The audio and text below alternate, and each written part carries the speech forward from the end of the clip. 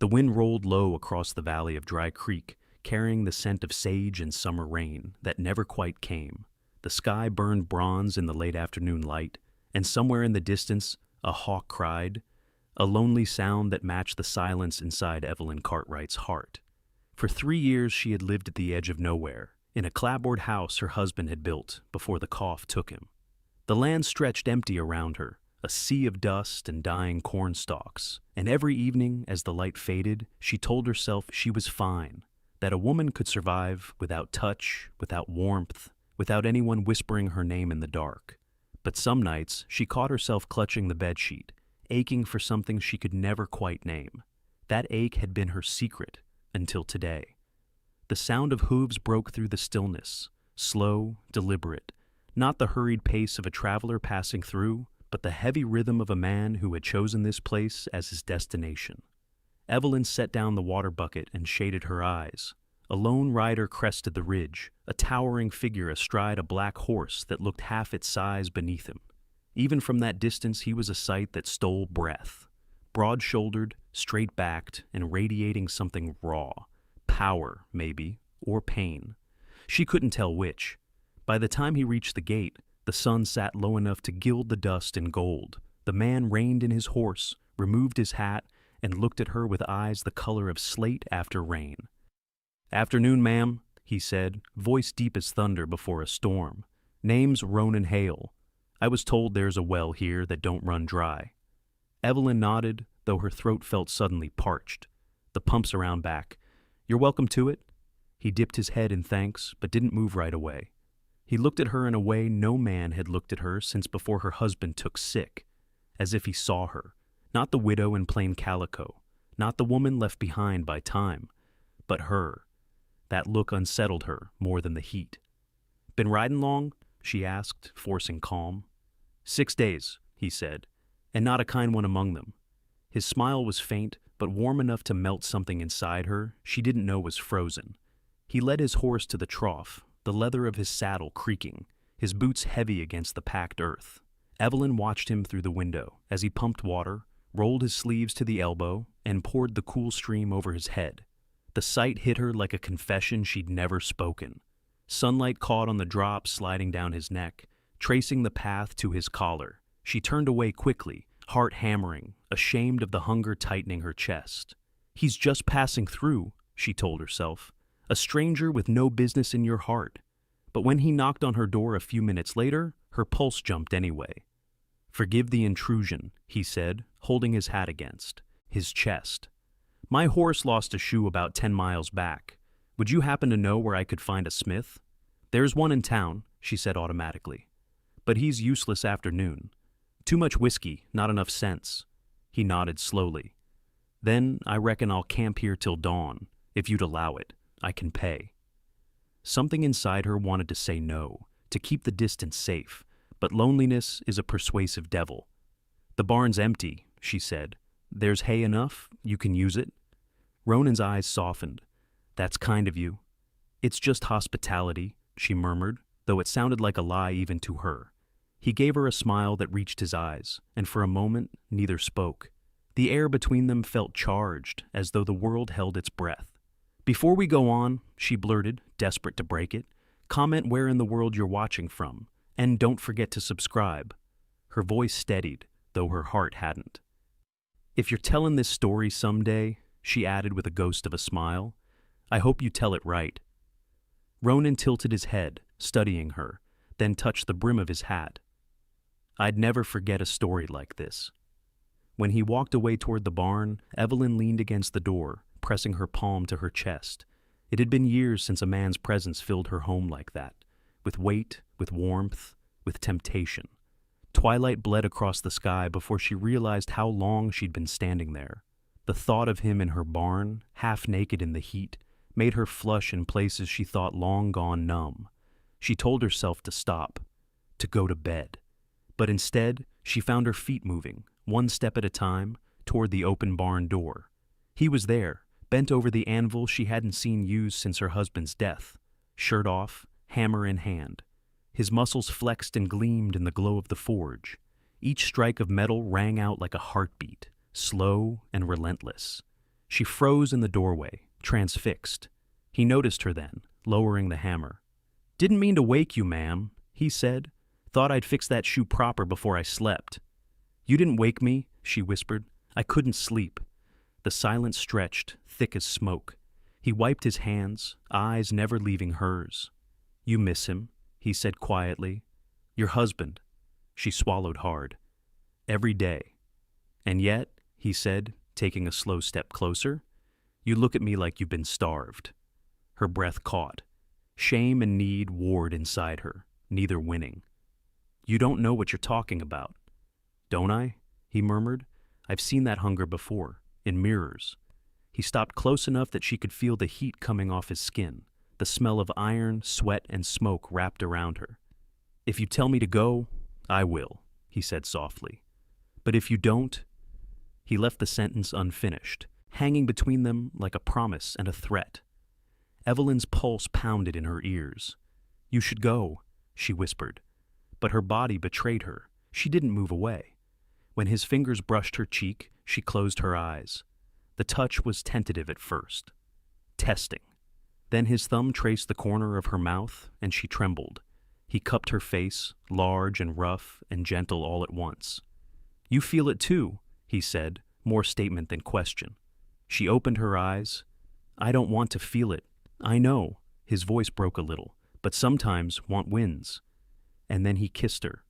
The world went silent. The hammer, the forge, the desert wind, all gone. There was only the heat of his mouth and the taste of danger. When he pulled back, she was breathless. "This is wrong," she managed. "So is dying alone," he answered. Evelyn's knees weakened. She should have stopped him, should have turned and run. Instead, she reached up and pulled him back down to her. Their second kiss wasn't gentle. It was desperate, the kind of kiss that made you forget your name.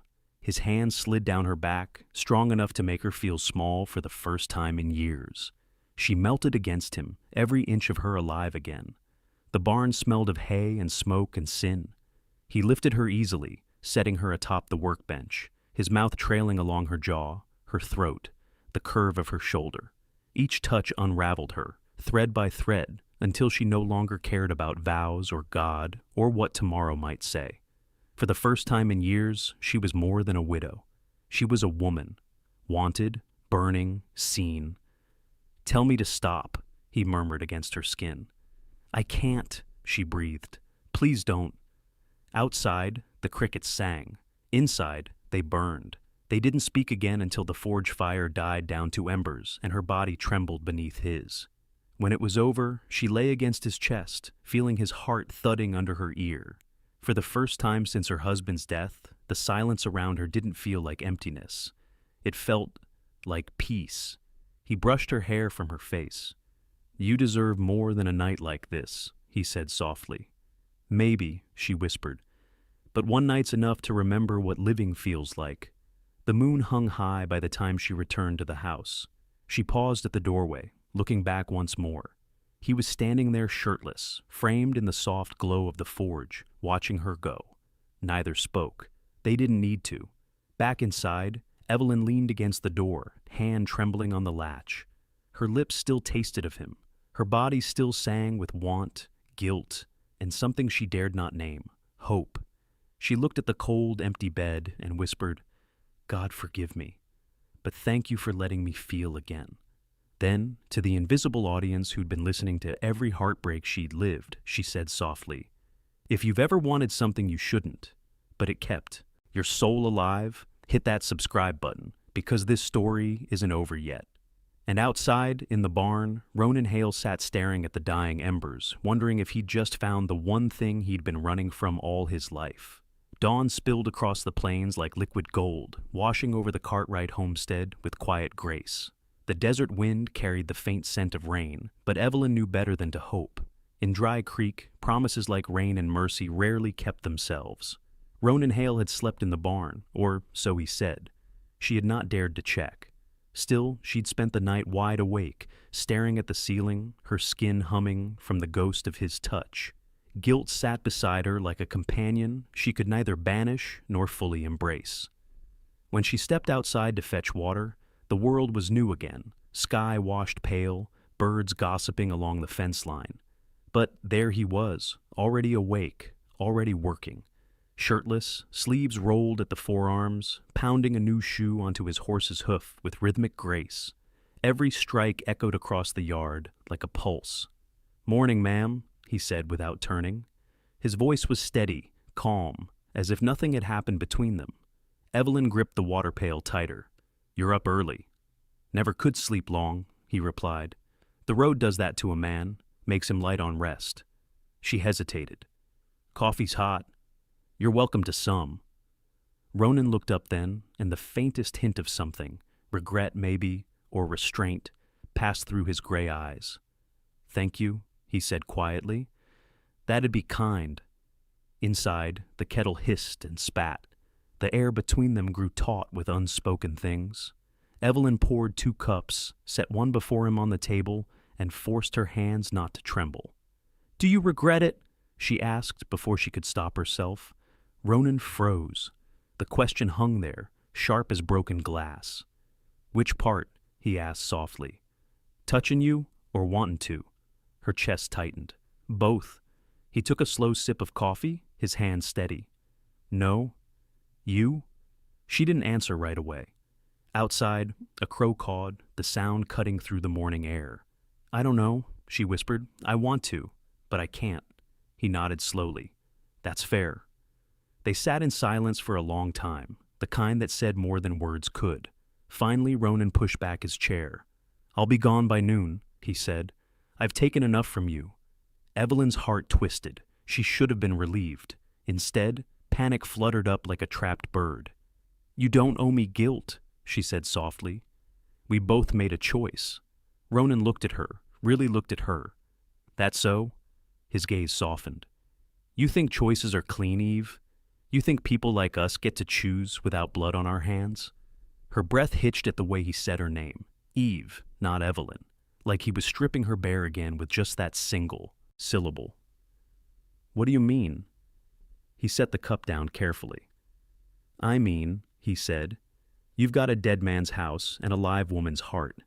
And I've got ghosts enough to fill 10 graves. We've both been carrying things too heavy to hold." Evelyn's eyes stung. "Then why does it hurt to let go?" "Because," Ronan murmured, stepping closer, "what we had wasn't just wrong. It was real." The space between them vanished. His hand brushed her cheek again, and the ache came rushing back, raw, desperate, alive. But this time she stepped back, shaking her head. "No," she said, her voice trembling. "If you stay, I'll break." Ronan's eyes flickered with pain, but he nodded. "Then I'll go." He left before noon, as promised. The sound of hooves faded down the long, sun-baked road until it was swallowed by the wind. Evelyn stood on the porch long after he disappeared, one hand pressed to her belly, not knowing why, only that it felt like something inside her had been torn loose. Days passed, then weeks. The loneliness returned, heavier this time, as if mocking her for daring to feel alive. The nights were the worst. She would lie awake, listening to the wind through the corn stubble, remembering the warmth of his body, the way he had looked at her like she was the only person left in the world. She told herself it had been a mistake, a moment's weakness. But when the sickness came, morning after morning, denial could no longer hold. It happened one pale dawn. She rose to make breakfast, but the smell of coffee turned her stomach.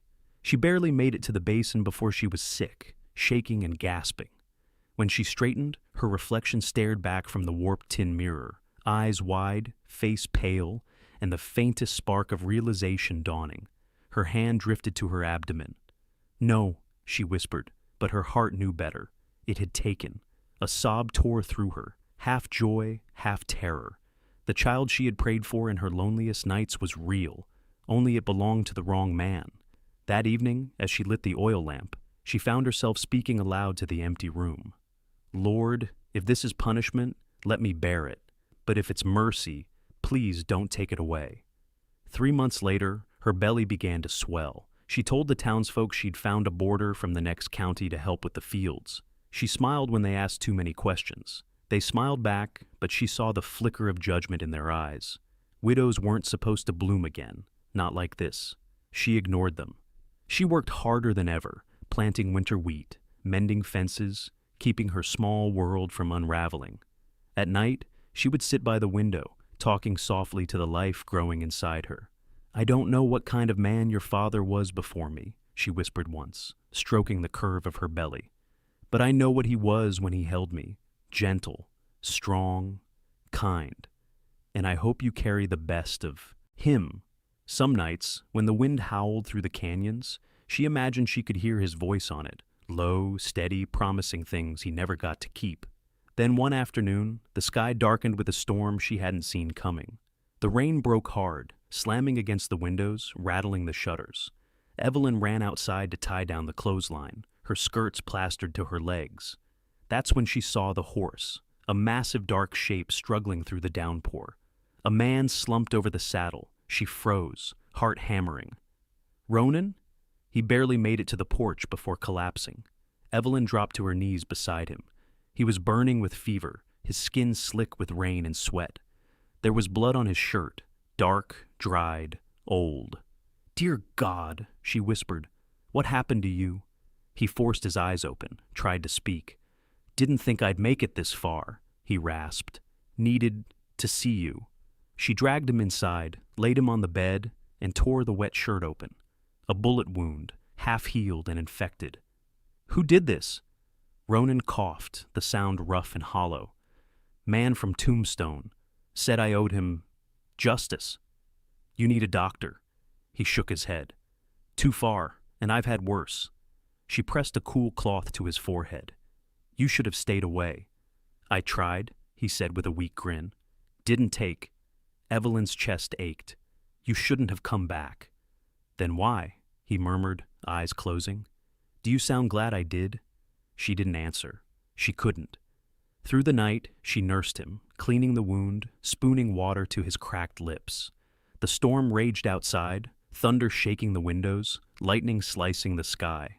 Inside, the world shrank to the sound of his breathing. When dawn came, he opened his eyes to find her sitting beside him, head bowed in exhaustion. "You look different," he whispered. Evelyn blinked awake. "So do you." He managed a smile. "No, you're glowing." Her heart stuttered. She wanted to deny it, but her hand moved instinctively to her belly. Ronan's eyes followed. Realization dawned slow and heavy. "Eve," he breathed, "tell me it's mine." She looked away, tears burning her eyes. "You were gone. What else could it be?" Silence filled the room, thick and sacred. Ronan's hand trembled as he reached for her. "I don't deserve this," he said. "Not after what I've done."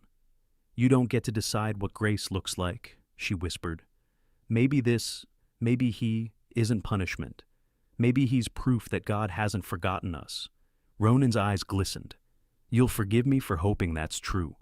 She took his hand, pressing it against the curve of her stomach. "Then stop hoping," she said softly. "Start believing." He exhaled shakily, the weight of years lifting, if only for a moment. The days that followed blurred together. Ronan's fever broke, and with it, the brittle distance between them. They spoke little of the past, but in the quiet hours, their hands found each other again. Not with the desperate hunger of that first night, but with something deeper, something that felt like love stitched from the ruins of sin. One night, as he sat by the window, moonlight painting him silver, he said, "I've spent half my life running. Maybe it's time I built something worth staying for." Evelyn looked up from her sewing. "And what would that be?" He smiled faintly. "You, him, this place."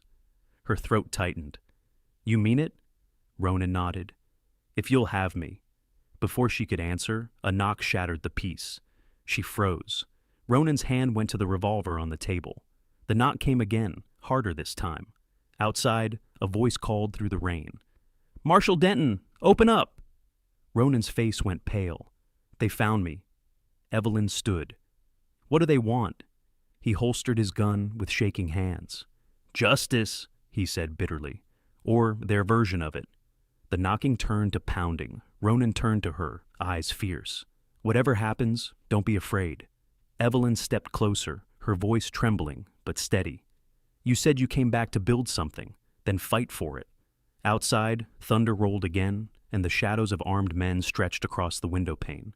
Before we go on, if you believe in second chances, in love born out of brokenness, hit that subscribe button, because what comes next will test everything they thought they knew about redemption. Rain lashed against the windows as the marshal's voice thundered through the door. Ronan Hail! By order of the Territory Court, you're under arrest for the killing of Judge Weller in Tombstone. Come out peaceable, and maybe we'll let the woman live. Evelyn's blood ran cold. She turned to him. Tell me it isn't true. Ronan's jaw flexed. It ain't what they think. Then what is it? She whispered. I stopped a man from hanging an innocent. Weller drew first. I drew faster. They called it murder. The law don't care which hand fired first when the dead man wore a badge. Thunder cracked above them. The sound of horses and boots outside filled the air. Evelyn's heart hammered so hard she could feel it in her throat.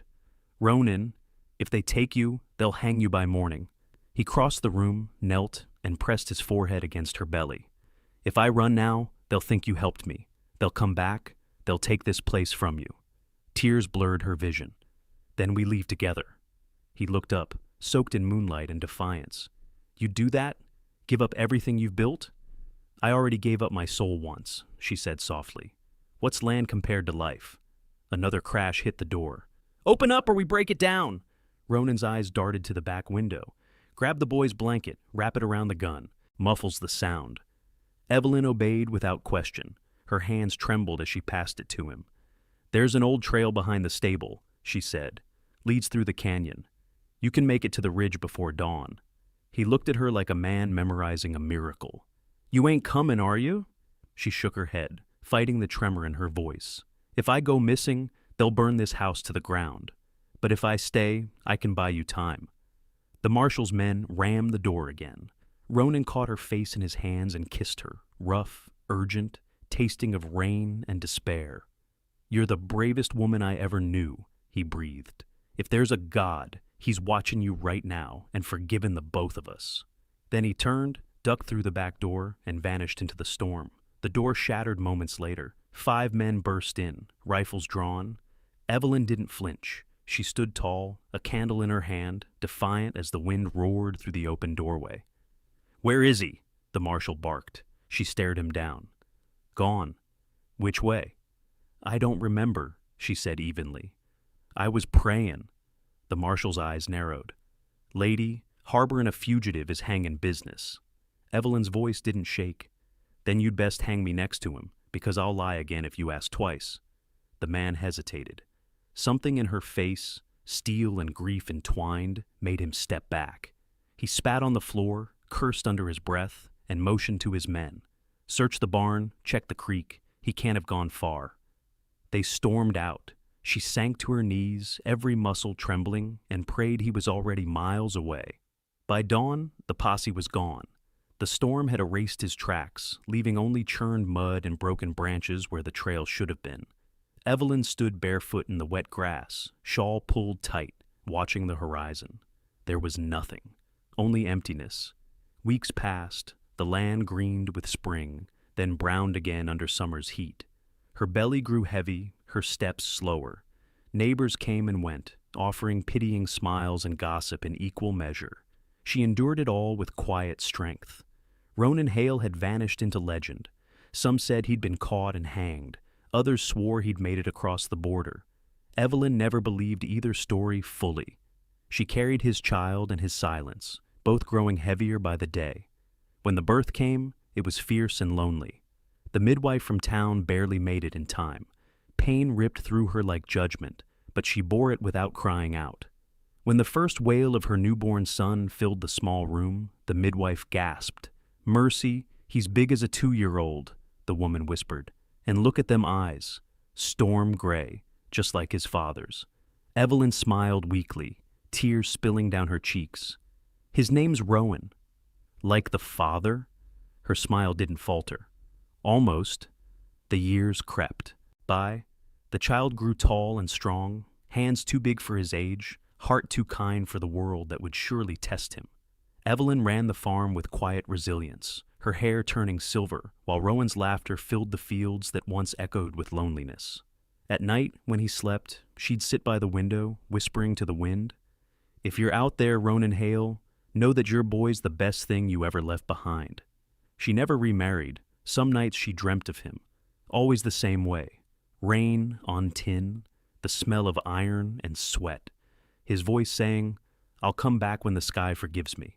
But seasons turned and no rider ever appeared. Until one morning, 15 years later. It was early autumn, the air crisp and golden. Rowan, now taller than his mother, was splitting logs when the dog barked. Evelyn looked up from the porch just as a shadow crossed the hill. A man on horseback, broad-shouldered, white-haired, moving slow but sure. Her heart nearly stopped. The rider dismounted with a groan of old bones. The years had carved deep lines into his face, but the eyes were the same. Ronan Hail stood at her gate. Evelyn gripped the railing to steady herself. "You're supposed to be dead." He smiled faintly. "Been trying to be, for a while now." Rowan stepped forward, axe in hand. "Ma, who's that?" She swallowed hard. "That's someone I knew a long time ago." Ronan's gaze moved to the young man, broad as an ox, strong as the land itself. For a moment, the world went silent. Rowan frowned. "You looking for work?" Ronan took off his hat, eyes wet. "No, son, I'm looking for home." Evelyn's breath hitched. Rowan looked between them, confusion dawning, slow as sunrise. "Ma?" Her voice trembled. "Come inside, both of you." Inside, the air was thick with the scent of bread and sawdust. Rowan poured water while Evelyn sat at the table, unable to look away from the man across from her. "Why now?" she asked finally. Ronan's voice cracked. "I wanted to come sooner. Spent years hiding under false names, doing honest work where no one asked questions. But every road led back here in my head. Every night I saw your face." Evelyn blinked away tears.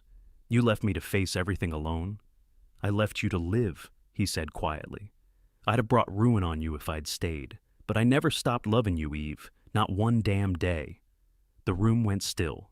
Rowan stood at the hearth, silent, listening. Evelyn reached for the locket she still wore, the one that held a single lock of his hair. "He deserves to know the truth." Ronan nodded slowly. "I reckon he does." She turned to her son. "Rowan, this is your father." The young man froze. "My father's dead." "No," Ronan said softly. "I just wasn't brave enough to stay." Rowan's jaw tightened, anger flashing through those storm-gray eyes. "You left her to raise me alone." "I did," Ronan admitted, "and I'll carry that shame till they bury me. But I came back hoping to make it right, if you'll let me." For a long moment, Rowan said nothing.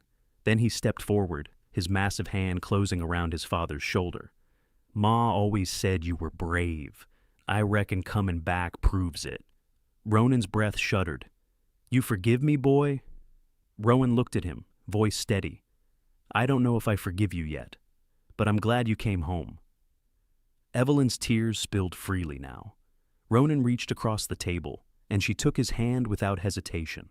The calluses were the same, the warmth the same. Outside, the wind quieted. The house that had once echoed with loneliness now filled with the steady rhythm of breathing. Three people bound by blood, by loss, by a love too stubborn to die.